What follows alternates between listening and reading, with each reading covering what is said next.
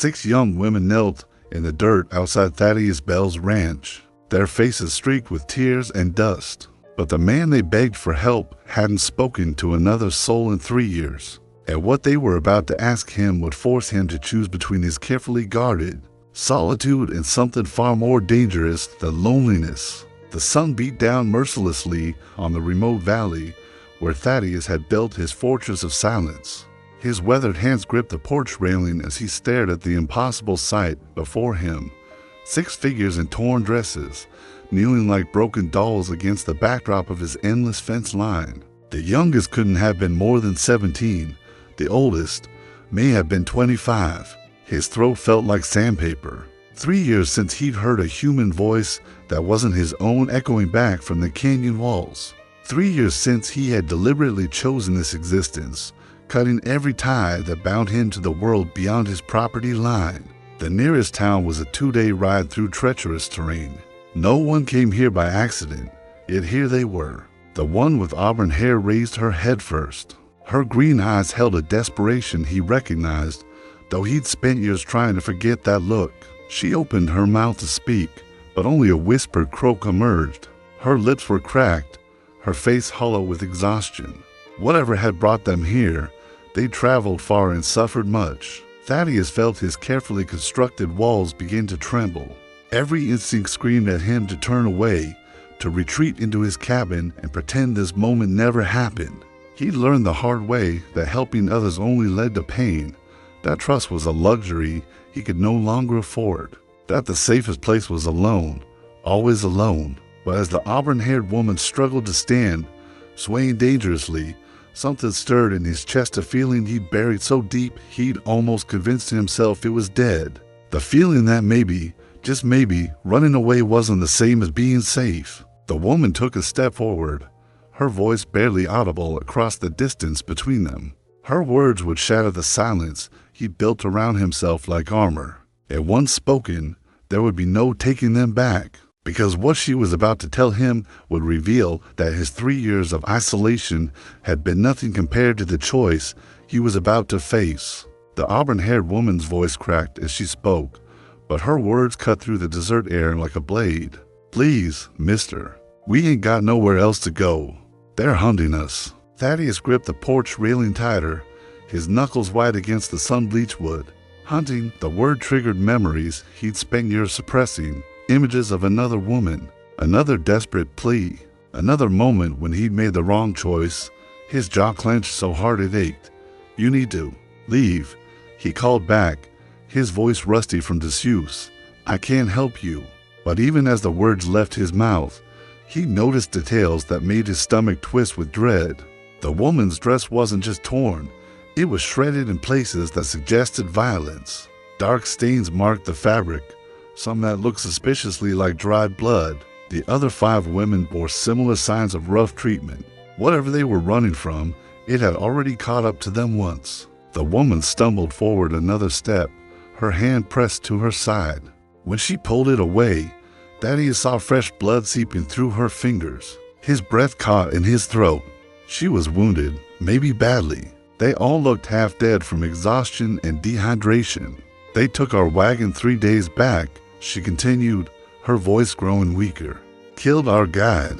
Said they'd do worse if they caught us again. You're our last hope, mister. The only soul between here and the border." Border? The word hit Thaddeus like a physical blow.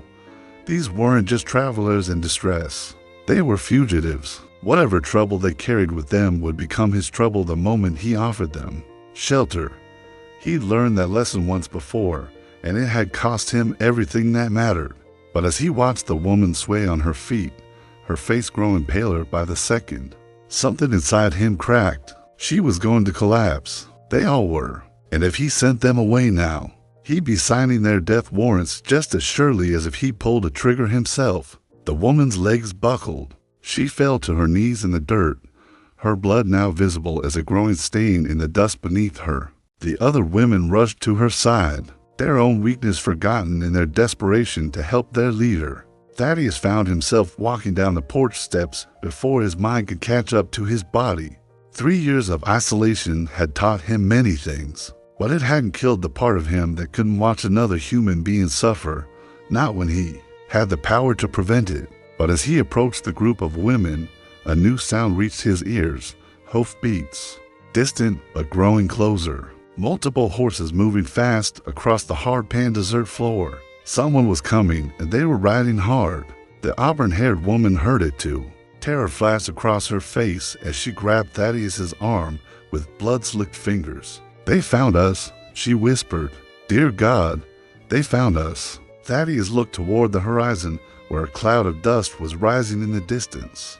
Whoever was coming would be here within the hour, and when they arrived, they'd find 6 women who were clearly running from something, and 1 man who was about to discover that some choices can't be undone. Thaddeus's mind raced as he calculated distances and options. The approaching riders would reach his ranch in less than an hour. 6 wounded women couldn't outrun mounted men, especially not in their current condition. But helping them meant destroying the sanctuary he built from 3 years of careful isolation. "Get them inside," he heard himself say, the words feeling foreign on his tongue. Now, the auburn-haired woman, who introduced herself weakly as Clara, tried to protest. "We won't bring trouble to your door, mister. We can hide in the rocks." "You'll die in the rocks," Thaddeus replied bluntly. He was already moving, his survival instincts overriding 3 years of self-imposed hermitage. "And those riders will find your bodies come morning. Then they'll know someone helped you." He gathered the weakest woman, a blonde barely out of girlhood, who seemed to be burning with fever, into his arms. Her weight shocked him. She was nothing but skin and bones, lighter than a feed sack. When had he last held another human being? The memory felt like touching a flame. The other women supported each other as they stumbled toward his cabin. Thaddeus noticed details that made his jaw clench with anger: rope burns on their wrists, bruises in the shape of fingers around their throats. These weren't just fugitives, they were victims. Inside the one-room cabin that had been his entire world for 3 years, the women collapsed onto whatever surfaces they could find. The contrast was jarring. His space, which had felt appropriately sparse for a man who wanted nothing from the world, now seemed painfully small and inadequate for 6 desperate souls. Clara pressed her hand harder against her wounded side as she looked around the cabin. Her eyes took in the single bed, the minimal furniture, the complete absence of anything that suggested a woman had ever lived here. "You're alone," she said, and it wasn't a question. "By choice," Thaddeus replied, already moving to barricade the windows. "And you're about to find out why." Through the gaps in the wooden shutters, he could see the dust cloud growing larger. The riders were pushing hard, which meant they were either desperate to catch their quarry or confident they were close. Neither possibility boded well. "Who are they?" he asked Clara as he checked his rifle. The weapon felt strange in his hands after so long, but muscle memory was returning. Clara's face went pale. "Slavers," she whispered. "They bought us from a man who promised us work in the territories. Said we be teachers and seamstresses instead." She gestured to her torn dress, her bruised throat. Thaddeus felt ice form in his veins. Slavers. The worst kind of predator, the kind that saw human beings as livestock to be bought and sold, the kind that would kill anyone who stood between them and their property.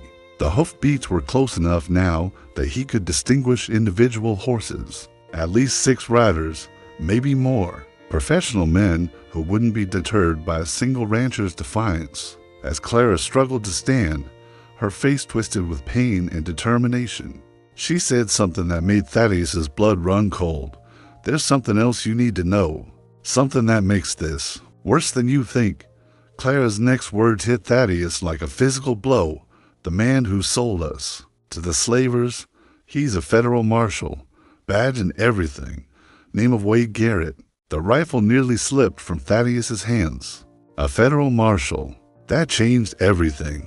These weren't just lawless raiders he could drive off with superior firepower. If a man with a badge was involved, it meant the corruption ran deep, all the way up to territorial authority. "That's why we can't go to the law," Clara continued, her voice growing weaker as blood continued to seep between her fingers.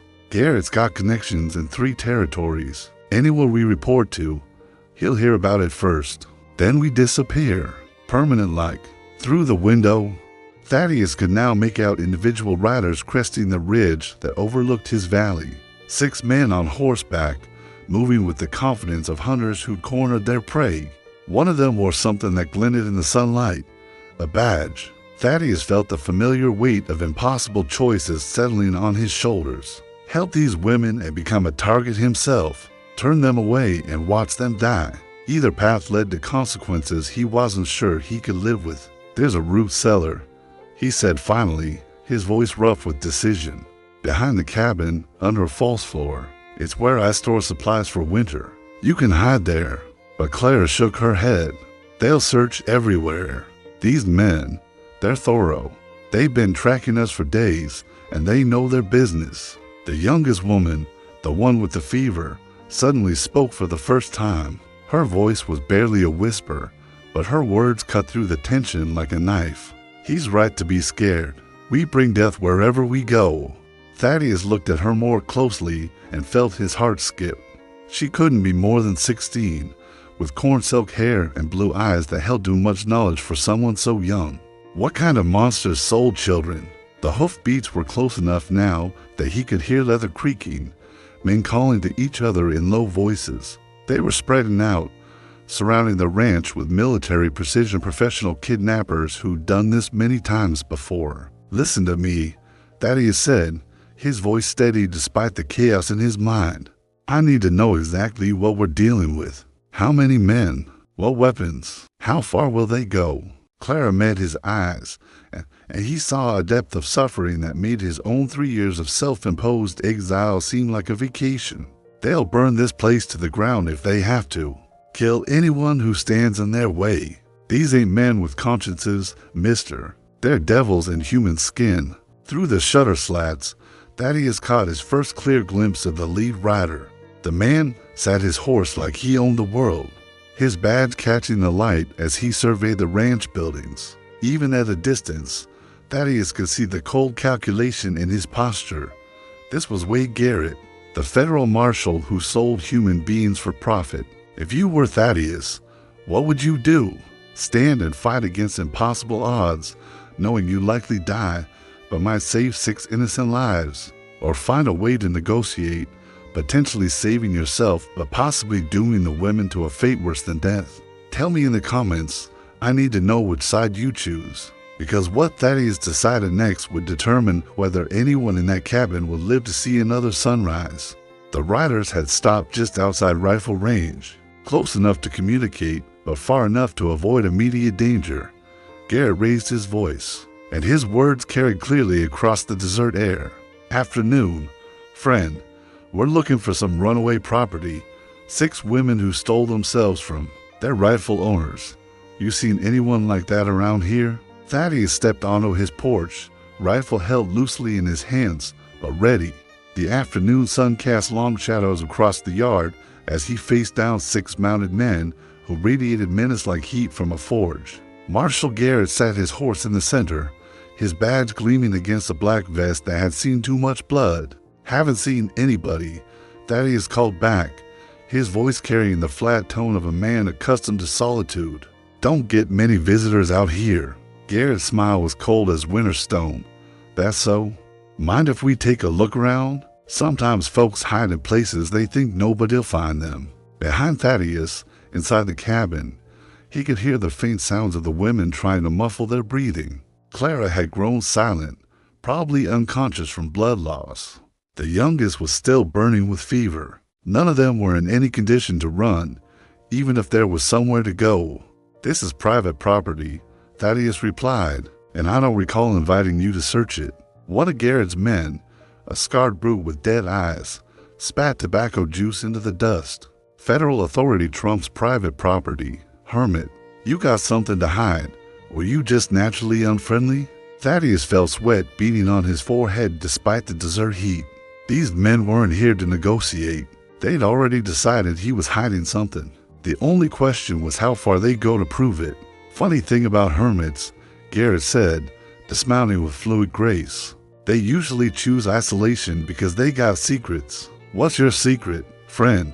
The marshal took a step closer, his hand resting casually on his pistol grip. "See, we've been tracking those women for 3 days. Lost their trail about a mile from here, right where the hard ground starts. Now, I'm thinking a smart man might have helped them cover their tracks. Question is, why would he do that?" Thaddeus could feel the moment balance on a knife's edge. Behind him, one of the women made a soft whimper of pain. It was barely audible, but in the desert silence, it might as well have been a scream. Garrett's head tilted slightly, like a wolf catching a scent. "What was that?" "Wind," Thaddeus said quickly, "loose board in the roof." But Garrett was already moving, drawing his weapon with practiced smoothness. "Boys, I think our hermit friend's been keeping secrets. Why don't we have a proper look inside?" The other 5 men dismounted in unison, their movements coordinated and efficient. These weren't random thugs. They were professionals who'd done this many times before.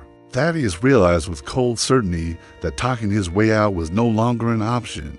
As Garrett stepped onto the porch, his boots creaking against the weathered wood, he spoke in a voice that promised violence. "Here's what's going to happen.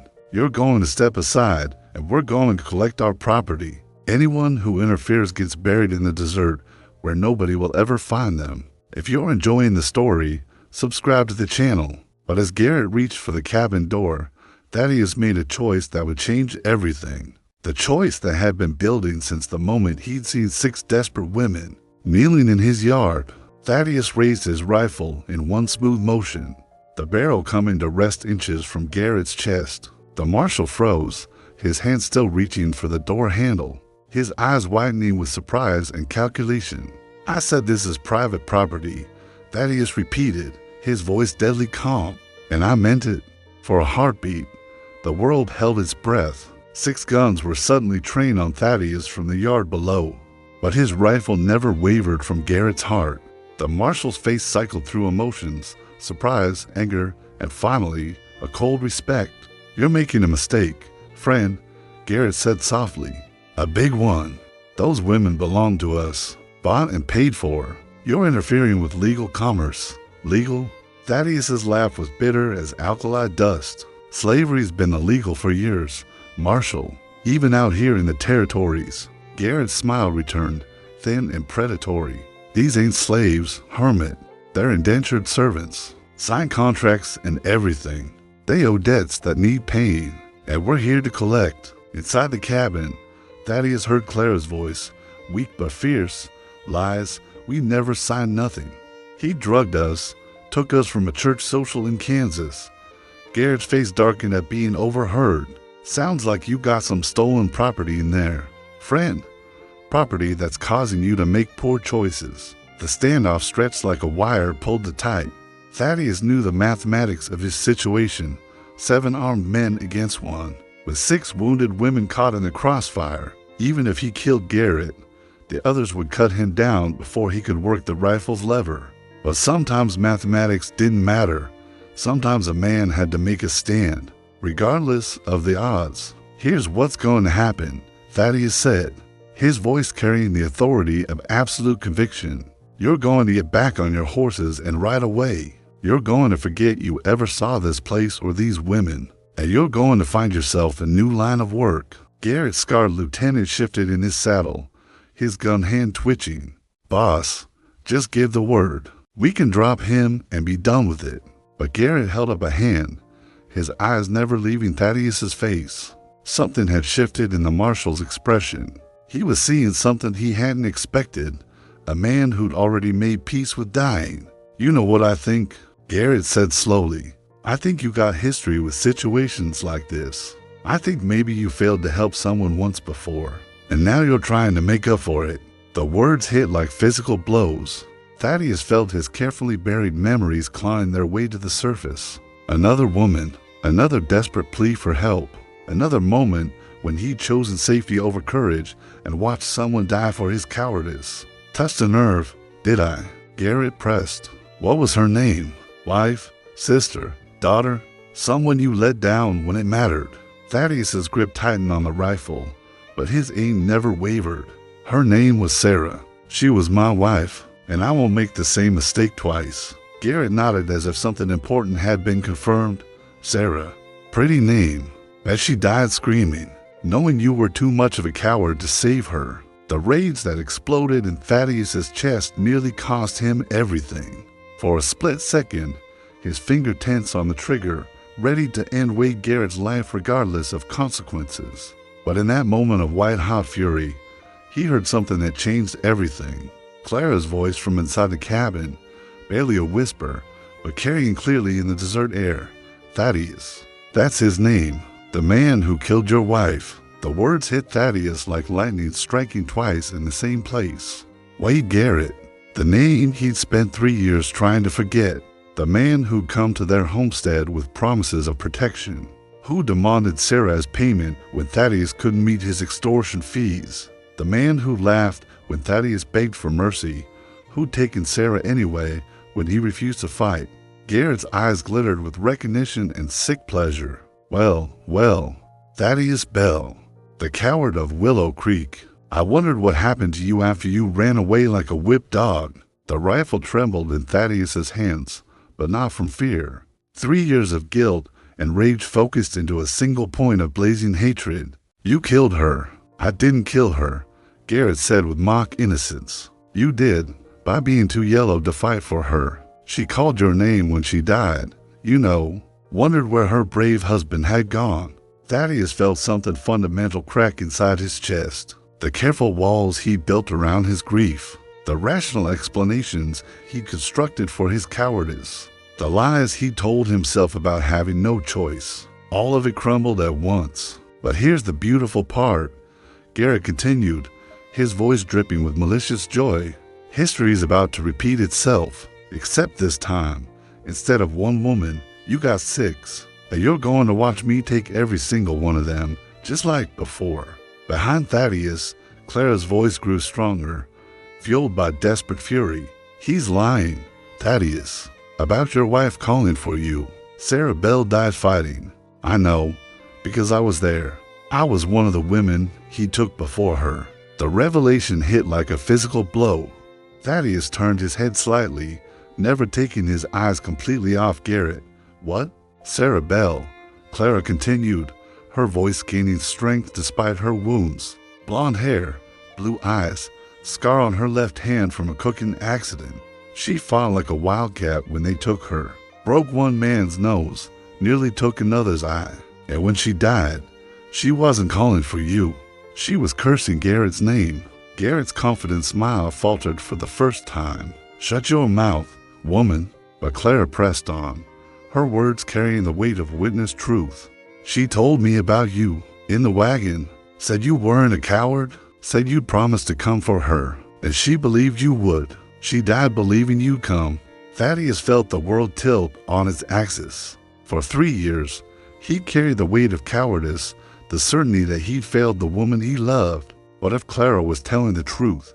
I searched for weeks, he whispered, the words torn from his throat. Followed every trail, checked every town. But you were already gone. Garrett recovered his composure, but something had changed in his posture. He was no longer playing with a broken man. He was facing someone dangerous, touching reunion. But it changes nothing. You still lost her, and you're about to lose again.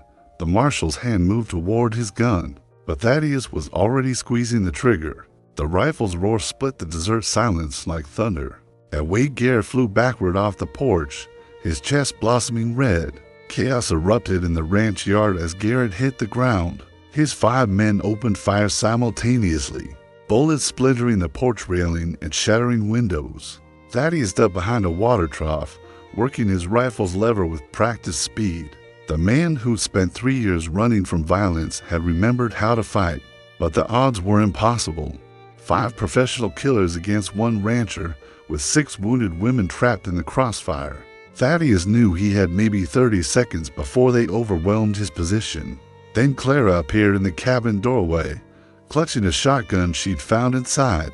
Blood stained her dress, but her hands were steady as she fired both barrels into the nearest rider. The man tumbled from his horse, screaming, "The root cellar." She shouted over the gunfire, "There's more weapons down there." The other women emerged from the cabin like avenging angels. each carrying rifles or pistols from Thaddeus's hidden arsenal. They were wounded, exhausted, barely able to stand, but they had found something worth fighting for, their freedom, and the first man in years who'd been willing to die for it. The gunfight that followed was brief, but brutal. Caught between crossfire from the cabin and the porch, Garrett's remaining men broke and ran. 2 more fell before they reached their horses. The survivors rode hard for the horizon, leaving their dead behind. In the sudden silence that followed, Thaddeus found himself kneeling beside Wade Garrett's body. The man who'd haunted his nightmares for 3 years was finally dead, but the victory felt hollow. Sarah was still gone. The years of self-imposed exile couldn't be undone. Clara knelt beside him, her own wounds forgotten. "She'd be proud of you," she said quietly. "Sarah, she'd be proud you finally fought back." Thaddeus looked up at the 6 women who changed everything by refusing to accept defeat. Clara, bleeding but unbowed, the fever-sick girl who'd found strength she didn't know she had. For others whose names he didn't even know yet, but who'd stood with him when it mattered. "What will you do now?" he asked Clara. She smiled for the first time since he'd met her. "We talked about it while you were playing hero. There's a town to territories north that needs teachers. Good folks who won't ask too many questions about where we came from." She looked at him. "And you? Will you go back to hiding in this valley?" Thaddeus looked around at his ranch, the place that had been both sanctuary and prison for 3 years. The silence he treasured now felt empty rather than peaceful. The solitude that had once protected him now seemed like another kind of death. "No," he said, surprised by the certainty in his voice. "I think I've been alone long enough. If you're enjoying the story, subscribe to the channel." 6 months later, a one-room schoolhouse in the territory of New Haven welcomed its newest teachers, 6 women who learned that freedom was worth any price. Their friend, Thaddeus, built the school with his own hands, crafting each desk and window frame with the same care he'd once used to build walls around his heart. Clara married him on a spring morning when the desert bloomed with wildflowers, and she wore Sarah's wedding ring with pride, knowing that some loves are strong enough to bless new beginnings. The fever-sick girl, whose name was Grace, grew strong and tall, becoming the finest teacher in 3 territories. And sometimes, on quiet evenings when the wind was just right, Thaddeus could swear he heard Sarah's voice in the desert breeze, telling him she was proud of the man he'd finally chosen to become. Now click on the video on the screen to hear a story even better than this one. With a revelation so powerful, it will stay with you long after the last word is spoken. Click on the video now.